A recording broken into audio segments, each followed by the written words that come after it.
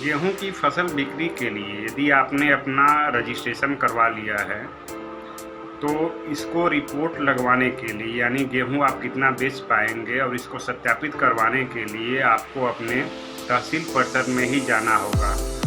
वहां पर आपके खतौनी के आधार पर लेखपाल द्वारा यह लिख करके दिया जाता है कि आपके कुल रकबे में आपकी हिस्सेदारी कितनी है और उस पे लेखपाल का सिग्नेचर होता है। जहां तक हमें इसकी जानकारी मिली है और उस सिग्नेचर को सभी कागज़ को लेकर के तहसील परिसर में एक ऐसी नियुक्ति की गई है या लेखपाल की जो कि हर व्यक्ति का रिपोर्ट लगाने के लिए नियुक्त किया गया है। लेकिन आपको करना क्या है इसके बारे में बता दूं कि जब आप अपना ऑनलाइन पंजीकरण करवा लेते हैं तो आपको सत्यापन के लिए उस परिसर में ही जाना होगा और वहां से सत्यापन का काम पूर्ण करवाना होगा। फिर आपने जब सत्यापन करवा लिया है तो उसके बाद बात आती है टोकन को जनरेट करने की। टोकन हम कैसे जनरेट करें? आपने जिस जन सेवा केंद्र अथवा साइबर कैफ़े में से ऑनलाइन करवाए हुए होते हैं तो टोकन जनरेट करना उनके बस की बात नहीं होती। इसलिए नहीं होती क्योंकि कोई भी जन सेवा केंद्र संचालक अथवा साइबर कैफ़े सुबह के 8 बजे के बाद से ही अपना सेंटर चालू करता है और इसके पहले बहुत सारे लोग मोबाइल द्वारा ही अपना टोकन जनरेट कर लेते हैं। होता क्या है कि एक क्रय केंद्र पर आप अधिकतम 300 कुंटल का ही एक दिन में स्वीकार किया जा रहा है, बिक्री के लिए मैंने खरीदने के लिए स्वीकार किया जा रहा है। तो सोच लीजिए कि यदि किसी का 60 कुंटल लगभग बहुत सारे किसान ऐसे हैं जिनका कि 100 कुंटल या उससे ऊपर ही होता है गेहूं की फसल, तो उसमें वो लोग क्या करते हैं कि अपना जब भी टोकन जारी होता है तो एक किसान भले उसको 300 कुंटल बेचना हो लेकिन वो 100 कुंटल का ही एक बार में सप्ताह के भीतर अपना टोकन जारी कर सकता है। तो मान लीजिए इतने समय में यदि 3 लोग अपना टोकन जारी कर लिए तो 300 का कोटा तो पूरा हो गया। फिर बाकी के जो किसान है वो अपना टोकन जनरेट जब ही करने का प्रयास करेंगे तो वहाँ पर बताएगा कि आपका इस क्रय केंद्र से खरीदारी की अधिकतम सीमा पार हो चुकी है, अतः आज टोकन जनरेट नहीं किया जा सकता। इसमें आम किसान परेशान हो जाता है। ये हमारी समझ से एकदम परे है। ये सिस्टम क्यों लागू किया गया कि 300 कुंटल से अधिक का किसी भी क्रय केंद्र पर एक दिन में खरीदारी नहीं होगा। आज आप देख रहे होंगे ये बहुत सारे किसान बहुत ही ज़्यादा परेशान है। एक आम किसान तो एकदम उसकी समझ में ही नहीं आ रहा है कि हम करें तो क्या करें, कैसे बेचें, क्योंकि ना तो उसने कचहरी का मुंह देखा हुआ है, उसको सिर्फ खेत जा कर के अपना फसल से मतलब होता है, वहाँ से होता है सीधे भले ही औने पौने दाम पे, लेकिन वो आड़तियों को या फिर किसी बनियों को बेच देता है। लेकिन अचानक ही जब ये समस्या आई तो बहुत सारे किसानों को ये समझ में नहीं आ रहा। हालांकि ये जो सिस्टम लगाया गया है सिस्टम बहुत अच्छा है, लेकिन इसमें बहुत सारी कमियां भी हैं जो कि हर किसान के बस की बात नहीं को जाकर के तहसील में दौड़ करके अपना रिपोर्ट लगवाए।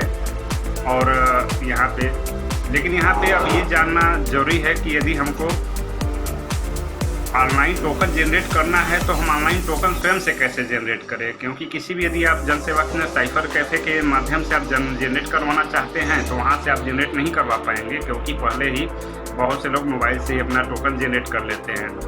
तो इस वीडियो में हम आपको बताएंगे कि आप अपना ऑनलाइन टोकन जनरेट कैसे कर पाएंगे। तो चलिए हम अपने मोबाइल की स्क्रीन पे चलते हैं और वहाँ से हम आपको बताते हैं। इस वीडियो को ध्यान से देखिएगा, कहीं भी मिस मत कीजिएगा। इससे आपको ये पता चल जाएगा कि ऑनलाइन टोकन हम स्वयं से कैसे जनरेट कर सकते हैं। आपको करना क्या होगा कि आपके बहुत से घरों में स्मार्टफोन यूज करने वाले लोग हैं जो कि स्मार्टफोन यूज करते हैं। तो उसमें करना क्या है कि आपको ये बहुत सारे इजी स्टेप्स हैं जिसको फॉलो करके आप उन सदस्य को बताइए कि आप हमारा टोकन स्वयं से जनरेट करें, क्योंकि जन सेवा केंद्र और साइबर कैफ़े से संभव नहीं हो पाएगा कि आप अपना टोकन जनरेट करवा लें। तो चलिए हम अपने मोबाइल की स्क्रीन पे चलते हैं और वहाँ से बताते हैं, ध्यानपूर्वक देखिएगा।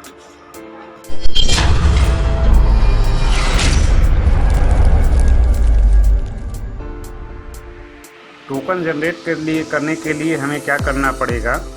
सबसे पहले हम क्या करेंगे कि अपने किसी भी एक ब्राउज़र को खोल लेंगे। जैसे हमारे में गूगल क्रोम है, लगभग सभी के मोबाइल स्मार्टफोन में गूगल क्रोम होता ही है। गूगल क्रोम को ओपन कर लेंगे। यहाँ से हम एड्रेस बार में, सर्च बार में आप टाइप कर लेंगे fcs.up.gov.in। और यहाँ से रन पे रन कर देंगे।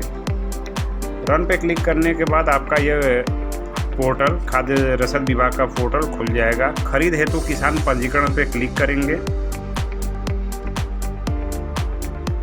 इसके बाद गेहूं खरीद हेतु किसान पंजीकरण पे क्लिक कर लेंगे।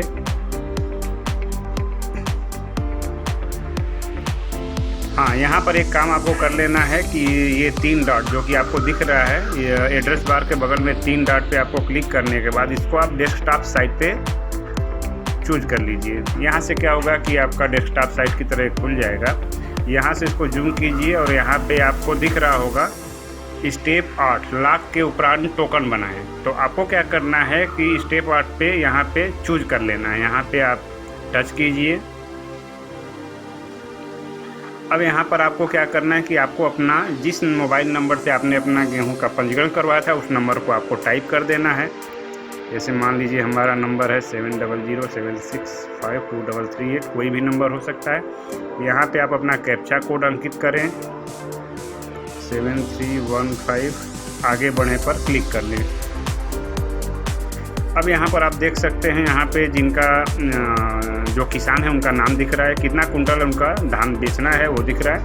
यहाँ पे हमें क्या करना है, सेलेक्ट सेंटर पे क्लिक करना होगा। सेलेक्ट सेंटर में आप अपने नज़दीकी किसी भी सेंटर को चूज कर लीजिए, पूरी लिस्ट आ जाएगी। जैसे हमारा खाद्य विभाग सैद राजा गाँव है, यहाँ से हमने इसको चूज कर लिया।